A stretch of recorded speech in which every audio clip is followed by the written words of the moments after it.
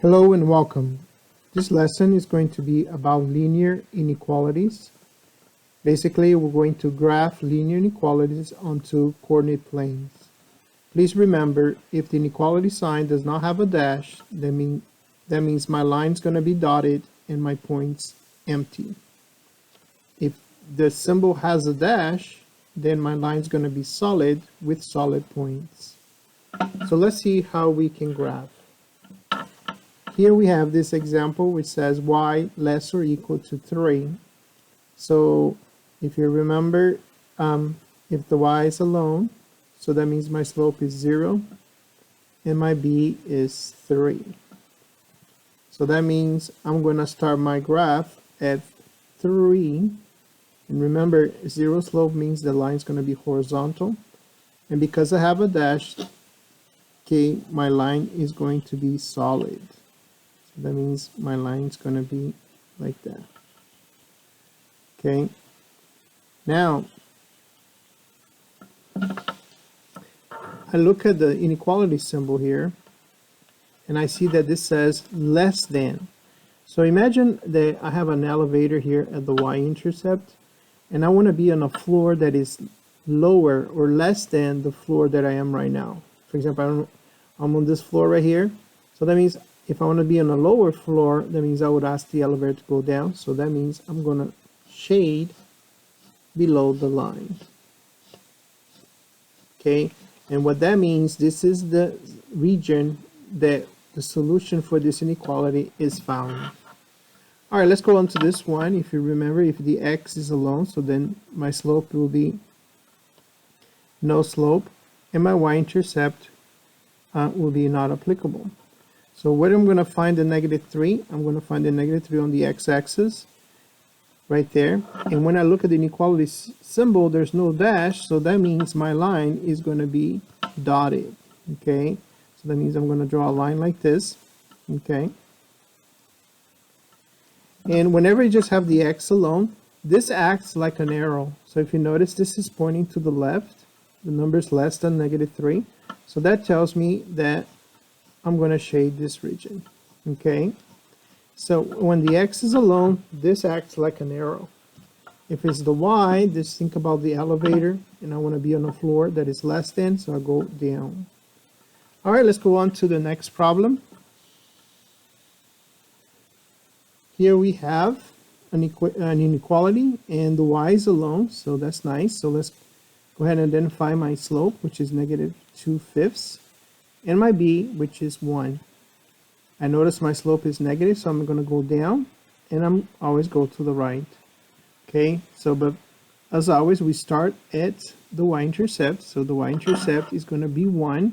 So right there, I'm going to go up 1, and notice that this does not have a dash, so I'm going to make an empty circle.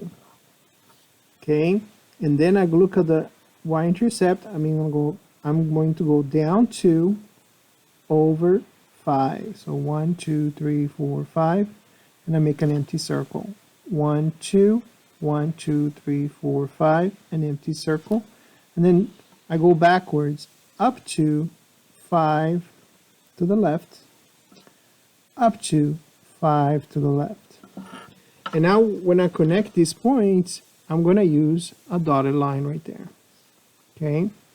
Because the inequality symbol does not have the dash underneath. Okay, so right there, there's no dash, so that means my line is dotted.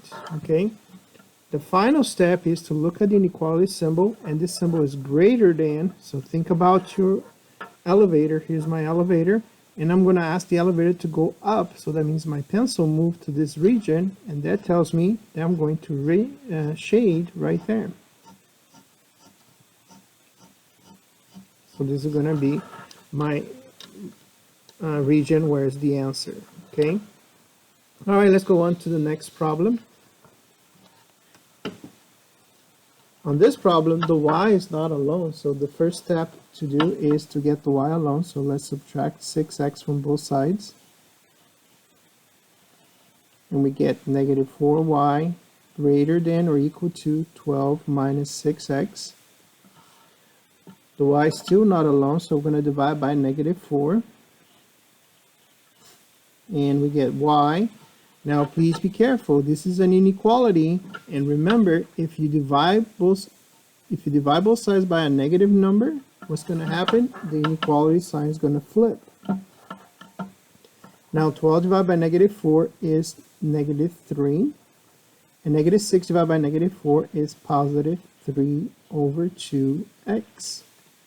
So the y is alone, so that means my slope is 3 over 2, and my b is negative 3. Now that I have that information, I go to my graph, and I'm going to start at negative 3. And notice that I'm going to use a field point because there is a dash. And I look at the slope is positive, so I go up, and I always go to the right first. So that means I go up 3, 2 to the right, up 3, 2 to the right, up 3, 2 to the right, up 3, 2 to the right. Once I've done that, I go back and I go down 3, 2 to the left, down 3, 2 to the left, and I connect the dots. There we go. There's my line right there. Now it's time to shade. So I look at the inequality symbol. The inequality symbol is less than.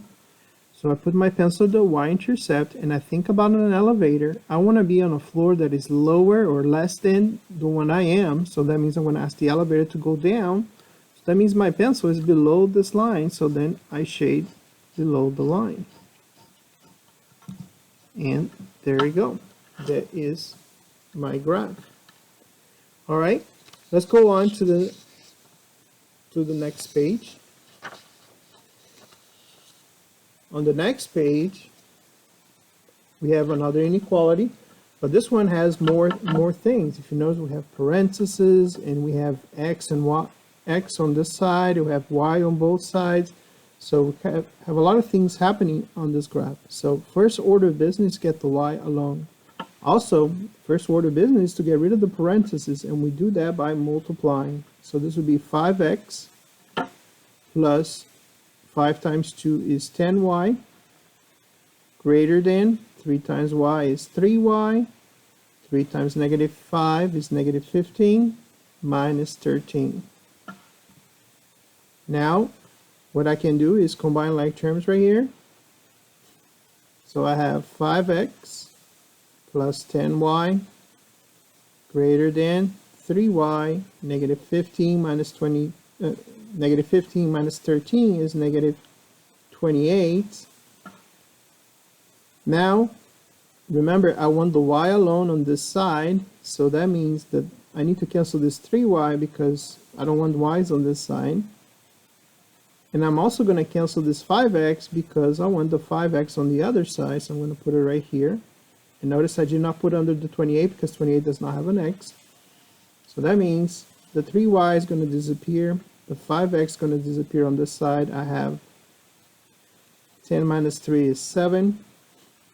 And I bring down the 28, negative 28, and I bring down the negative 5x. Very well. I'm getting closer to getting the y alone. Next step is to divide both sides by 7, and we get y. Notice here I am not going to flip because I'm not dividing by a negative number. It doesn't matter that there's negative numbers on top. What matters is on the bottom, and as long as on the bottom I don't have a negative number, I keep as it is. So negative 28 divided by 7 is negative 4. Negative 5 divided by 7 is negative 5 over 7x. And I put the little circle here. And my slope is negative 5, 7. Remember, slope is the number with x. And then my y-intercept is negative 4. Remember, y-intercept is the number without x. Now it's time to graph. I notice my symbol does not have a dash, so my first point will be an empty point. So I'll go here. My y-intercept is negative 4, so I go down and I make an empty point. Then I look at the slope. The slope is negative, and remember 7 here is positive, so I go to the right.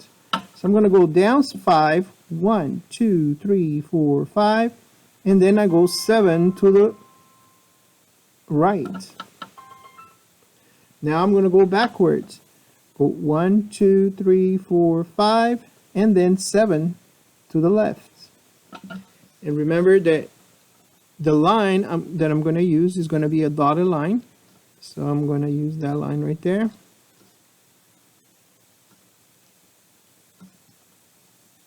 Okay.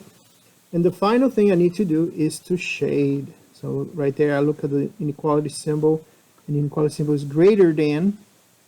So I put my pencil at the y-intercept, and I think about an elevator, and I want to be on the floor that is greater than the one that I am, is going to be higher than the one that I am. So I move my pencil up, and that's going to be the region where I'm going to shade. That's where the set of solutions for this problem is going to be found. Okay? All right, so right now, let's take a look at some STAR questions.